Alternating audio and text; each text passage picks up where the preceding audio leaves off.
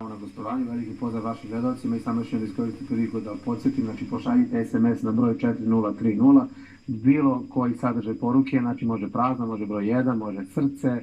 možete napišite poruku, neki napišu volim Kosovo i Metohiju ili bilo šta, pošaljite na 4030, skromnih 100 dinara svako mjeseca kad bi svi slali, znači bitno nam je da imamo sve da svako mjeseca svi pošaljemo taj SMS do nekog trenutka kada će da to poraste i ta ideja, evo možda pohvalimo definitivno braću i Srbi za Srbe koji putem tog SMS-a, znači nekoliko hiljada donatora svako meseca okupljaju, samo putem SMS-a, tako da vas pozivam da podržite, znači ovaj broj 4030, svi zajedno, bar damo jedan mali delić sebe, tu jednu kafu što bi rekli, da pošaljemo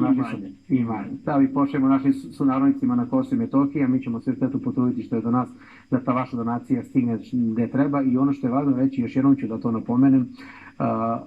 u akciji putem SMS-a, ne samo mi, nego svako.